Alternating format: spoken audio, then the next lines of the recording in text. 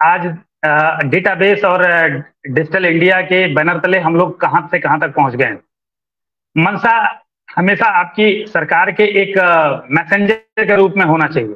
पैसा कमाना तो आदमी कमाता है, लेकिन एक नागरिकों को, अपने आसपास के नागरिकों को ज्यादा से ज्यादा लाभ सुविधा उपलब्ध कराया जा सके, यह आपका हमेशा से ध्येय होना चाहिए। इस पे जितना जिद करके आप आगे बढ़ेंगे, एक समय के बाद आपको खुद से ये महसूस होने लगेगा कि चीजें धीरे धीरे करके आप जिस उद्देश्य के लिए अपने सेंटर का यूज कर रहे हैं, आप जिस उद्देश्य के लिए आप अपने चूंकि सामाजिक रसूख के साथ साथ आपको अपनी अर्निंग चाहिए होती है, वो सारी चीजें आपको यहाँ से प्राप्त हो सकती है। बात करते हैं, ये वेबसाइट है जिस वेबसाइट की अभी हम लोग चर्चा कर रहे हैं, फैमिली आईडी, एक परिवार एक पहचान। सभी परिवारों को मिलेगी फैमिली आईडी। लोक कल्याणकारी योजनाओं के माध्यम से आर्थिक एवं सामाजिक उन्नति। जैसे कि अभी एक भाई पूछ भी रहे थे कि क्या लाभ मिल सकता है इसमें, तो छात्रवृत्ति, स्किल डेवलपमेंट, किसानों को सब्सिडी अनुदान, श्रमिकों को अनुदान, युवाओं को रोजगार और पेंशन। ये जो समाज की लोक कल्याणकारी योजनाएं हैं, इन योजनाओं में आपके साथ जस्टिस हो सके, नागरिकों के साथ किसी प्रकार का अन्याय ना हो, इसलिए इस फैमिली आईडी को यहाँ पे प्रयोग में लाया जा रहा है। यहाँ इसके बारे में थोड़ी सी वही बात लिखी गई है कि नौकरी के अवसर प्राप्त करने के लक्ष्य को सक्षम करने के लिए परिवार आईडी को, योजना को लागू की गई है। फैमिली आईडी के तहत राज्य सरकार में प्रत्येक परिवार को एक विशिष्ट पहचान जारी की जाएगी। राज्य के परिवार इकाइयों का एक लाइव व्यापक डेटाबेस स्थापित करेगी, जिसका उपयोग राज्य में प्रत्येक घर के पात्र लाभ के सक्रिय वितरण को सुनिश्चित करना होगा। अर्थात वही मैंने कहा कि जो डिस्ट्रीब्यूशन सिस्टम है वो बेहतर किया जा सके। अगली स्लाइड मेरी ये है ई डिस्ट्रिक्ट पोर्टल की। जो हमारे बीएलई बंधु जो ई डिस्ट्रिक्ट का पोर्टल चलाते हैं, यहाँ पर आकर के अपना क्रेडेंशियल देने के बाद ई डिस्ट्रिक्ट का पोर्टल लॉगिन कर लेंगे। ई डिस्ट्रिक्ट पोर्टल लॉगिन करने के बाद वो सर्विस पेज पे आएंगे। यहाँ जो आप देख पा रहे हैं सर्विस पेज है। आप नीचे आएंगे, विभागीय एकीकरण सेवाएं एवं एसएसडीजी निस्तारित आवेदन। यहाँ पे विभागीय एकीकरण सेवा के बारे में लिखा हुआ है, जिसको कि इंटीग्रेटेड सर्विस के नाम से जाना जाता है। आप लोग इंटीग्रेटेड सर्विस पे जाकर के क्लिक करेंगे, तो क्लिक करने के बाद यहाँ कुछ इस तरीके से आपको इंटरफेस दिखाई देगा। उस पेज पे आ जाएंगे आप, कोटा सर्विस वाले पेज पे। तो यहाँ जैसे जिस भी बीएलई का ये स्क्रीन है, वहां लिखा हुआ है अवेलेबल बैलेंस 8। ये अवेलेबल बैलेंस, इसी अवेलेबल बैलेंस के अंतर्गत ही आपको ये कोटा सर्विस के अंतर्गत आ रहा है। इस फैमिली आईडी के ट्रांजेक्शन को आपको करना होगा। तो इसके लिए जरूरी है कि ई डिस्ट्रिक्ट में आप सभी बीएलई जानते होंगे कि कोटा सर्विस क्या होता है। 5 एप्लीकेशन बराबर 1 कोटा होता है। 5 कोटा से लेके 50 कोटा तक एक बीएलई एक टाइम में परचेज कर सकता है। एक तरीके से ये कोटा सर्विस का वॉलेट है, ठीक है। ऐड कोटा करके आप ले सकते हैं, नहीं तो अगर आपके पास ऑलरेडी कोटा है तो अप्लाई फॉर इंटीग्रेटेड सर्विस पे आप क्लिक करेंगे। तो क्लिक करते ही आपको जो नेक्स्ट पेज अपीयर होगा, इसमें आएंगे तो सारे इंटीग्रेटेड सर्विस आपको यहाँ पे दिखाई देंगे। तो इसमें आप 36 नंबर पे सबसे नीचे और नई सर्विस, आप राइट हैंड में नीचे की तरफ देखेंगे तो planning department application for family ID, ये आपको दिखाई देगी। इस सर्विस में आकर के आप क्लिक करेंगे तो क्लिक करते ही ये सामने आपको ये पोर्टल दिखाई देगा, जिसमें बीएलई का सीएससी आईडी दिखाई देगा, जो ई डिस्ट्रिक्ट की आईडी है उसके नाम से वो आईडी डायरेक्ट रूट होकर के खुलेगी। एप्लीकेंट, अब यहाँ पे एप्लीकेंट का नाम, एप्लीकेंट का मोबाइल नंबर, उसके मोबाइल नंबर पे जाएगा आपका ओटीपी। यहाँ पे आप ये सारी सूचना डालेंगे और डालने के बाद इसको नेक्स्ट करेंगे। यहाँ पे कुछ सूचनाएं दी गई हैं नेक्स्ट करने पे कि परिवार रजिस्ट्रेशन हेतु परिवार के सभी सदस्यों का आधार कार्ड होना अनिवार्य है। परिवार रजिस्ट्रेशन हेतु सभी सदस्यों का मोबाइल ओटीपी के माध्यम से ई केवाईसी किया जाना अनिवार्य है, जिसके लिए सभी सदस्यों का मोबाइल आधार कार्ड से लिंक होना चाहिए। ऐसे परिवार जिनके पास राशन कार्ड उपलब्ध है, ये बड़ा टेक्निकल लाइन है, इसको बहुत ध्यान से हम लोग इसको एलोबरेट कर देते हैं कि ऐसे परिवार जिनके पास राशन कार्ड पहले से उपलब्ध है, उनकी राशन कार्ड की संख्या ही फैमिली आईडी होगी तथा उनको फैमिली आईडी बनवाने की आवश्यकता नहीं है। उनके द्वारा रजिस्ट्रेशन के उपरांत आधार संख्या डालकर फैमिली आईडी डाउनलोड प्रिंट की जा सकती है। अर्थात जिन आवेदकों के पास पहले से राशन कार्ड है, राशन कार्ड का नंबर डालने पर, ओटीपी आने पर तत्काल आपको एक सर्टिफिकेट फैमिली आईडी की जनरेट हो जाती है। इनके मामले में ना किसी प्रकार का कोई ट्रांजैक्शन होगा। अगर वो चाहें आप सर्टिफिकेट डाउनलोड करके उनको उपलब्ध करा सकते हैं। आगे है, ऐसे व्यक्ति जो पहले से ही किसी परिवार से जुड़े हैं, उन्हें किसी अन्य परिवार में नहीं जोड़ा जा सकता। इसका भी क्वेश्चन आएगा तो अभी हम लोग जवाब देंगे कि किसी भी प्रकार से अगर कोई राशन कार्ड में, मान लीजिए कि मैं किसी परिवार के राशन कार्ड में नहीं जुड़ा हूं तो, या जुड़ना चाहता हूं, तो ऐसे नहीं होगा। यहां से जोड़ने की कोई व्यवस्था नहीं है। वो उसकी सप्लाई डिपार्टमेंट के राशन कार्ड की व्यवस्था और पंचायत सेक्रेटरी के आधार पर ही उसके जुड़ने की, एडीओ पंचायत के अप्रूविंग अथॉरिटी के आधार पर ही हो पाएगी। रजिस्ट्रेशन की प्रक्रिया में समस्त आवश्यक जानकारी पूर्णतः सही भरें एवं सत्यापन आसानी से किया जा सके, जिससे कि सत्यापन आसानी से किया जा सके। तो सूचना स्पष्ट और साफ भरें और सही अक्षरों में भरें। नेक्स्ट करने पर, अब जैसे ये तो हो गया उन लोगों के लिए जिनके पास राशन कार्ड धारक, हाँ, ये उसके आगे बता रहा है कि जिसके पास है, आप यहाँ पे वो डिटेल आधार करेंगे, सबमिट करेंगे। सबमिट करके जो मोबाइल पे ओटीपी आ रही है, ओटीपी आएगी। ओटीपी आने के बाद जब आप इसको सबमिट करेंगे तो आपको कुछ इस तरीके से सर्टिफिकेट जनरेट हो जाएगा। और आप देख पा रहे होंगे ऊपर फैमिली आईडी लिखी है। फैमिली आईडी के आगे वही राशन कार्ड नंबर होगा। यहाँ पे जिसके पास राशन कार्ड नहीं है, उस स्थिति के लिए मैं ये स्लाइड को यहाँ से रोकते हुए यहाँ से आगे की प्रक्रिया एक वीडियो के माध्यम से आप लोगों के सामने प्रस्तुत कर रहा हूँ। आपका स्वागत है। फैमिली आईडी प्राप्त करने के लिए आप इस पोर्टल पर ऑनलाइन आवेदन कर सकते हैं। आवेदन प्रक्रिया पूर्ण करने के लिए मुख्य रूप से आपको 3 विवरणों को दर्ज करना होगा: आवेदक का विवरण, परिवार के सदस्यों का विवरण और परिवार का पता। यदि आप राशन कार्ड धारक हैं तो आपकी राशन कार्ड संख्या ही आपकी फैमिली आईडी होगी। पोर्टल पर पंजीकरण करने के लिए पोर्टल के होम पेज पर रजिस्ट्रेशन अथवा पंजीकरण बटन पर क्लिक करें। पंजीकरण की प्रक्रिया आरंभ करने से पहले कृपया दिए गए दिशा निर्देशों को ध्यान से पढ़ लें। अपना नाम और आधार से लिंक मोबाइल नंबर दर्ज करके सेंड ओटीपी बटन पर क्लिक करें। आपके दिए गए मोबाइल नंबर पर एक ओटीपी प्राप्त होगा। सही नंबर को ओटीपी बॉक्स में दर्ज करें एवं स्क्रीन पर दर्शाए गए कैप्चा को कैप्चा बॉक्स में दर्ज करके सबमिट बटन पर क्लिक करें। सबमिट हो जाने के बाद आपकी स्क्रीन पर एक धन्यवाद एवं सफल पंजीकरण का संदेश प्रदर्शित होगा। अब पोर्टल पर लॉगिन करने एवं फैमिली आईडी प्राप्त करने हेतु sign in to continue link पर क्लिक करें। साइन इन करने के लिए अपना पंजीकृत मोबाइल नंबर दर्ज करके सेंड ओटीपी बटन पर क्लिक करें। दर्ज मोबाइल नंबर पर एक ओटीपी प्राप्त होगा। सही नंबर को ओटीपी बॉक्स में दर्ज करें एवं स्क्रीन पर दर्शाए गए कैप्चा को कैप्चा बॉक्स में दर्ज करके साइन इन बटन पर क्लिक करें। साइन इन करने के बाद आप सीधे पंजीकरण प्रक्रिया की स्क्रीन में पहुंच जाएंगे। आगे बढ़ने के लिए आधार नंबर बॉक्स में अपना आधार नंबर दर्ज करके आगे बढ़े बटन पर क्लिक करें। यदि आपके परिवार की फैमिली आईडी उपलब्ध है तो आधार ई-केवाईसी के माध्यम से आप अपनी फैमिली आईडी प्राप्त कर सकते हैं। यदि आपके परिवार की फैमिली आईडी उपलब्ध नहीं है तो फैमिली आईडी रजिस्ट्रेशन हेतु आगे बढ़े पर क्लिक करें। आगे बढ़ने के बाद आप पंजीकरण के पहले चरण को पूर्ण करेंगे। यहाँ सहमति चेकबॉक्स पर क्लिक कर ओटीपी भेजे बटन पर क्लिक करें। आपके आधार लिंक मोबाइल नंबर पर एक ओटीपी प्राप्त होगा। यदि आपका नंबर आधार से लिंक्ड न हो तो पहले नजदीकी आधार केंद्र पर जाकर अपडेट कराएं। आधार लिंक्ड नंबर एक्टिव होने की दिशा में प्राप्त हुए सही ओटीपी नंबर को ओटीपी बॉक्स में दर्ज कर वेरीफाई करें पर क्लिक करें। स्क्रीन पर प्रदर्शित डिटेल्स को कंफर्म कर ले एवं अन्य फील्ड्स में अपना जवाब दर्ज कर आगे बढ़ो पर क्लिक करें। परिवार के अन्य सदस्यों को जोड़ने के लिए आधार नंबर बॉक्स में संबंधित सदस्यों के आधार नंबर दर्ज कर ओटीपी भेजे बटन पर क्लिक करें। संबंधित सदस्यों के आधार लिंक मोबाइल नंबर पर एक ओटीपी प्राप्त होगा।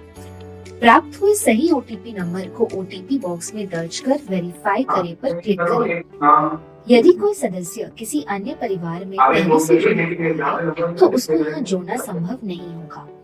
स्क्रीन पर प्रदर्शित डिटेल्स को देख के कंफर्म कर लें एवं प्रदर्शित फील्ड्स जैसे विवाहित स्थिति, आधार लिंक मोबाइल नंबर एवं पति पत्नी का नाम में अपना जवाब दर्ज करने के साथ साथ संबंधित सदस्यों का आवेदन से संबंधित भी दर्ज करें।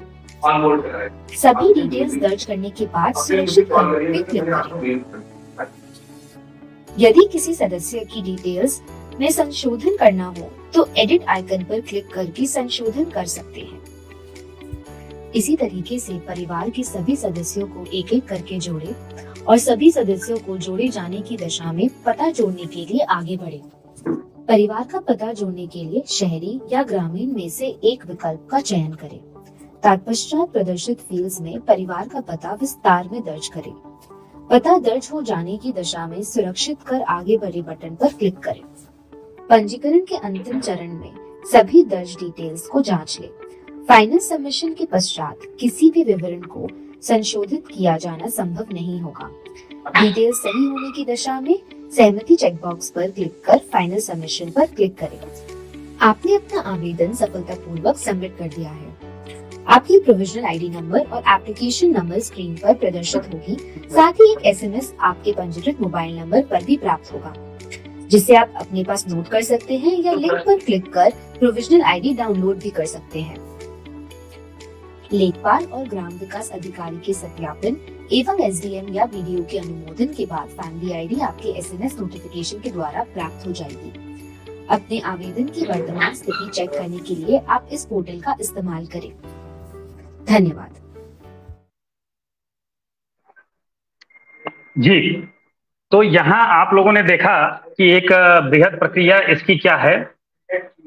बीच में राशन कार्ड अगर आपके पास है तो वो पूरी प्रक्रिया एक जगह शुरुआत में ही रुक जाती है, वहीं से आपकी पूरी फैमिली का डेटाबेस फैच हो करके सर्टिफिकेट पे आ जाता है।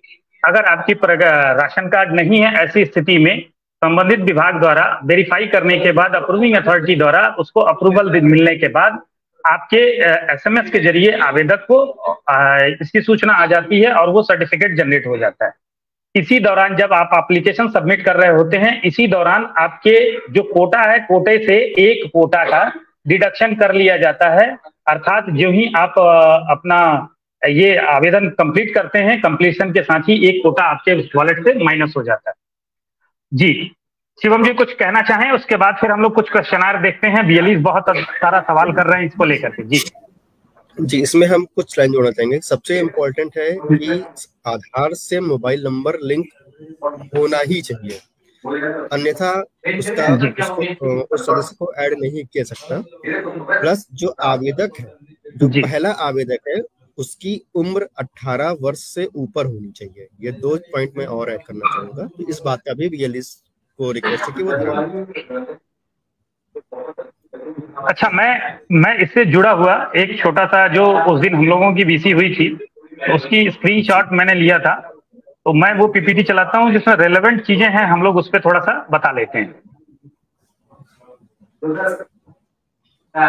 जी, आपको दिख रहा है सर शिवम जी? हाँ जी, हाँ जी, जी जी दिख रहा है। हाँ, तो ये जी तो ये पॉइंट को थोड़ा सा एलोबरेट करते चले, मैं नेक्स्ट करता चल रहा हूँ। हाँ, तो पात्र लाभार्थियों को जैसा कि बताया कि मैंने पहले भी एग्जांपल दिया कि यदि कोई पेरेंट्स राशन कार्ड में ऐड है तो उसके बच्चे भी राशन कार्ड में ऐड होने ही चाहिए। जैसा कि मैंने बताया कि बेसिक एजुकेशन के साथ हम लोगों ने ये एक्सरसाइज की थी। तो पहला है कि सभी पात्र लोग को सभी लाभ इस तरीके से हम लोग पूरा करेंगे। डुप्लीकेट और फर्जी लाभार्थियों को हटाना। हम लोग क्या कर रहे हैं कि फैमिली आईडी की जो मैपिंग है वो विभिन्न विभागों की योजनाओं से बैकएंड में लगातार कर रहे हैं।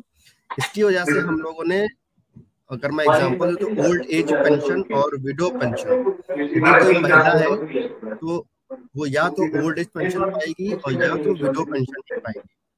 तो जबकि हम लोगों ने चेक किया तो 6000 कुछ महिलाएं ऐसी मिली जो कि दोनों योजनाओं का लाभ ले रही थी। हम लोगों ने इसके लिए संबंधित विभागों को पत्र लिखा और उसके माध्यम से होस्ट बेनिफिशियरीज को हटाए गए। छूटे हुए लाभार्थियों और जरूरतमंद परिवारों की पहचान, जैसे कि यदि कोई परिवार जो राशन कार्ड में ऐड है उसके उस परिवार में सिर्फ 2 बच्चियां हैं जिनकी उम्र 18 साल से कम है, तो कन्या सुमंगला योजना है। तो हम लोगों ने 15 करोड़ डेटा को एनालाइज किया और ये आइडेंटिफाई किया कि ऐसे कितने परिवार हैं जहां पर 2 बच्चियां हैं और उनकी आयु 18 वर्ष से कम है। तो उन बच्चों को आइडेंटिफाई करके हमने वुमेन वेलफेयर डिपार्टमेंट को दिया है, जिससे कि सरकार विभाग खुद उन बच्चियों तक पहुंचेगा और उनको कन्या सुमंगला योजना का लाभ देगा। ये सारा जो बैकएंड प्रोसेस है, बैकएंड वर्क है, ये हम लोग ऑलरेडी कर चुके हैं। प्लस सरकार की सभी योजनाओं का संतृप्तिकरण, बिल्कुल सही बात है। जैसे कि हम सरकार चूंकि अब खुद ही बेनिफिशियरीज तक, खुद ही लाभार्थी तक पहुंच रही है, जिससे कि लाभ अधिक से अधिक जनता तक पहुंचेगा। जनता को नहीं आना पड़ेगा, सरकार खुद ही लाभ पहुंचाएगी जनता तक। लाभों के लक्षित विवरण के लिए सभी विभागों का जी हाँ, बिल्कुल सही बात। जब कोई भी लाभ, यदि सारे डेटाबेस आइसोलेशन में पड़े हुए, वुमेन वेलफेयर डिपार्टमेंट अपना मेंटेन कर रहा है, बेसिक एजुकेशन अपना मेंटेन कर रहा है, लेबर विभाग अपना मेंटेन कर रहा है, जब इन सभी विभागों को आपस में एकीकरण किया गया, इंटीग्रेशन किया गया, तो बहुत से लाभ है जो कि एक्स बेनिफिशियरी को मिल रहा है, तो बेनिफिशियरी इस दूसरे विभाग का भी लाभ लेने के लिए एलिजिबल है, लेकिन जानकारी की कमी होने की वजह से लाभार्थी उन तक पहुंचता ही नहीं है। तो चूंकि अब हमारा पूरा डेटाबेस सेंट्रलाइज हो गया, इंटीग्रेट हो गया है, तो सरकार विभिन्न डेटाबेसेस को स्टडी करके खुद ही उस लाभार्थी तक पहुंचेगी। कुल मिलाकर के इस स्क्रीन में जो आप देख पा रहे हैं, यही सरकार की मंशा है और सरकार इसी मंशा के तहत इस फैमिली आईडी पे काम कर रही है। बिल्कुल सही। कौन कौन परिवार ये हिस्सा ले सकते हैं, इसकी छोटी सी एक परिभाषा है, मैं ये लाइन को पढ़ देता हूं सर। परिवार को यथास्थिति निम्नवत परिभाषित किया गया है: स्वयं पुरुष या स्त्री, उनकी पत्नी अथवा उनका पति, न्यायिक रूप से पृथक या पति या पत्नी से भिन्न, ठीक है। स्वयं के माता पिता, स्वयं पर आश्रित वयस्क अवयस्क भाई बहन, वयस्क भाई बहन व उनके परिवार जो संयुक्त परिवार के रूप में रहते हों, अवयस्क संतानें, आश्रित वयस्क संतान संतानें, न्यायिक रूप से पृथक विवाहित पुत्री सहित विवाहित अथवा अविवाहित वयस्क पुत्र एवं उसकी पत्नी एवं अन्य संतानें जो संयुक्त रूप से परिवार में एक साथ रहते हों, दत्तक पुत्र पुत्री, अन्य कोई ऐसा वयस्क अवयस्क व्यक्ति जो परिवार के मुखिया के रूप में कमाऊ सदस्य पर आश्रित हो, मुखिया जो जिसको परिवार के सदस्य के रूप में जोड़ना चाहें। यहाँ पे खैर ये लंबी हम लोग का इस तरह से अगर हम पढ़ेंगे तो लंबा मुझे लगता है हो जाएगा। ये सारी सूचनाएं फैमिली आईडी के पोर्टल पे आप लोगों को मिलेगी, बाकायदे वहां सारी जानकारियां भी हैं। फिर भी कोशिश है कि आप लोगों को इस सेशन में ज्यादातर जानकारी दे दी जाए। एक नागरिक अपने परिवार का पहचान पत्र कैसे प्राप्त कर सकता है? राशन कार्ड और फैमिली आईडी, ये जैसे कि बताया सर ने कि 2 तरीके हो सकते हैं। राशन कार्ड धारक के लिए एक डेटाबेस है, एक गैर राशन कार्ड के लिए है, तो 2 माध्यम हैं। तो राशन कार्ड वाला माध्यम बताया कि करीब 3.6 करोड़ परिवार यानी 3.5 करोड़ के लगभग परिवार जो हैं राशन कार्ड धारक हैं। उसके अलावा जो शेष बचे लोग हैं, कई एक परिवार से 2 परिवार बन गए, अब ऐसे हो गए, राशन से बाहर हो गए राशन कार्ड से, तो बहुत सारे ऐसे हैं। तो उनको टारगेट, जो हमारा टारगेट और लाभार्थी है वो है, उनको टारगेट करना है। जानकारी जागरूकता तो सबके बीच में देना है। अभी बात करें, ये सर्टिफिकेट का एक मॉडल मैंने बताया जो शुरू में बताया जा चुका है। इसमें यूजर चार्जेस के बारे में थोड़ा सा है, वो मैं बता दूं। स्वयं पंजीकरण अगर कोई नागरिक करता है तो उसमें किसी प्रकार का कोई शुल्क नहीं है, लेकिन कॉमन सर्विस सेंटर सीएससी जन सेवा केंद्र के माध्यम से अगर कोई पंजीकरण करने आता है तो 30 रुपया इसके लिए निर्धारित शुल्क उत्तर प्रदेश सरकार ने निर्धारित किया है। वो 30 रुपए में से जिस तरीके से ई डिस्ट्रिक्ट के आय जात निवास के लिए आप लोगों का जो शेयरिंग सिस्टम है कि कितना पैसा सरकार के हिस्से में जाता है, कितना आपके हिस्से में रहता है, वो सारी चीजें हैं, तो उसमें 30 रुपया आप नागरिक से ले सकते हैं। ठीक है, तो इसमें कुछ और अब खास नहीं है, कुछ FAQs हैं। ये पॉइंट हम लोगों ने कवर कर ही लिया है कि फैमिली आईडी क्या है, फैमिली आईडी की आवश्यकता क्यों है, क्या फैमिली आईडी लेना अनिवार्य है। अगर मेरे पास ये एक पे थोड़ा सा एक बार आप उत्तर दे दें, मैं कुछ प्रश्न करने जा रहा हूँ। क्या फैमिली आईडी लेना अनिवार्य है, ये प्रश्न हो सकता है? जी नहीं, पर फैमिली आईडी अनिवार्य नहीं है। इसकी वजह से किसी को भी किसी लाभ से वंचित नहीं किया जाएगा।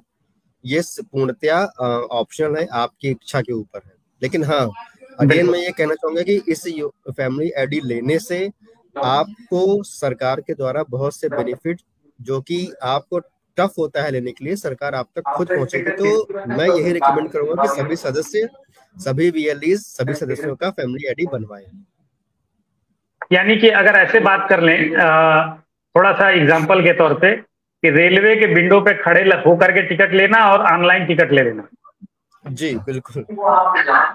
जैसे कहने का मतलब कि तब डेटाबेस आपके लिए काम करने लगेगा। एक ये है कि आप प्रधान से रिकमेंडेशन करवाएंगे, BDO साहब के पास जाएंगे, जगह जगह आप दौड़ लगाएंगे, तब जाकर के चीजें बनेंगी। और आप इस माध्यम से अगर आते हैं तो आपका ऑलरेडी सूचना डेटाबेस फैमिली आईडी का जो पोर्टल है वो खुद ही आपको एक तरीके से सेग्रीगेट करके सरकार के संबंधित विभाग के पास भेज देगा कि ये लाभार्थी के लिए पूर्ण रूप से पात्र हैं, इनको लाभ दिया जाए। जी जी हाँ, बिल्कुल सही। अब एक क्वेश्चन है कि फैमिली आईडी पंजीकरण हेतु कौन आवेदन कर सकता है?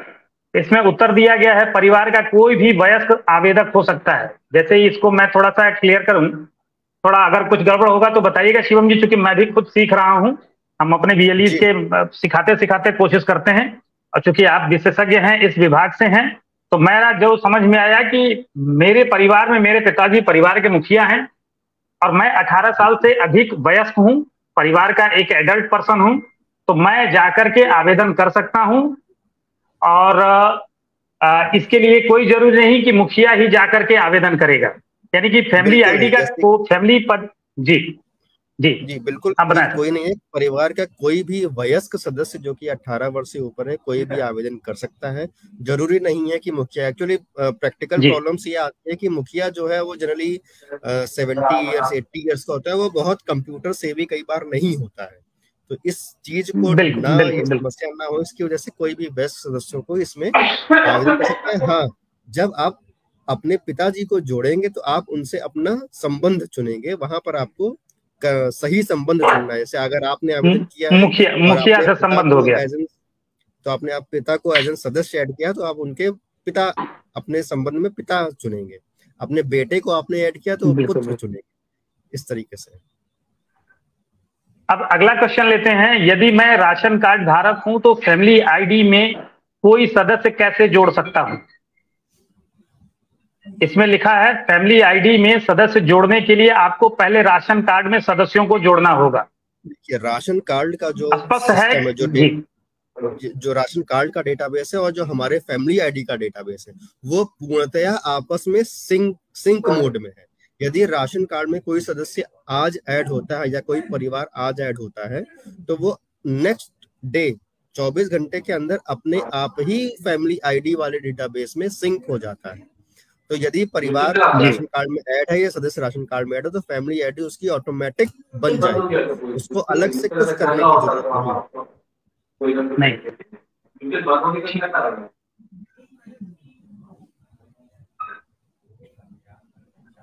आगे एक क्वेश्चन लेते हैं कि फैमिली आईडी को पहचान के प्रमाण के रूप में इस्तेमाल किया जा सकता है? नहीं, अभी ये ऐसा नहीं उत्तर है नहीं, बिल्कुल। जी जी जी, आप बताएं सर, आप बताएं। नहीं सर, अभी फैमिली आईडी को परिवार के फैमिली आईडी पहचान पत्र के रूप में लीगल टेंडर नहीं है। तो ये सिर्फ योजनाएं का लाभ इजी से दिया जा सके सिटीजन को, इसके लिए ही इसका उपयोग है। अच्छा, अगला क्वेश्चन है फैमिली आईडी प्राप्त करने के पश्चात मैं और मेरा परिवार राशन कार्ड और राशन पाने के पात्र होंगे?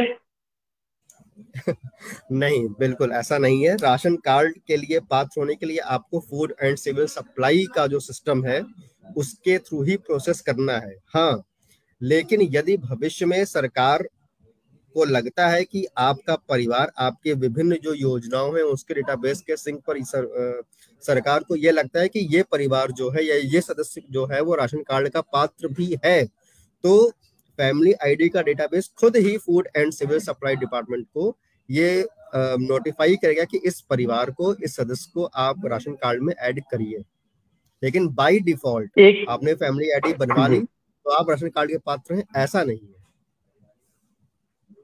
अगला क्वेश्चन लेते हैं जिसमें लिखा है कि फैमिली आईडी, ये सारे मिथ हैं, जो अवधारणा है गलत वाली, उसको थोड़ा सा यहाँ सुधार करने का प्रयास किया गया है कि फैमिली आईडी योजना के अंतर्गत पंजीकरण, अन्य योजनाओं और रोजगार प्राप्त होने की सुनिश्चितता है। यानी कि फैमिली आईडी मिल गई तो आपको अन्य योजनाओं का लाभ मिलने लगेगा और आपको रोजगार मिलेगा, तो ऐसा बिल्कुल नहीं है। यह सिर्फ लाभार्थियों को चिन्हांकित कर प्राथमिकता सुनिश्चित करने के लिए है कि आपको विभिन्न योजनाओं में प्राथमिकता दी जाए, गारंटी नहीं, प्राथमिकता।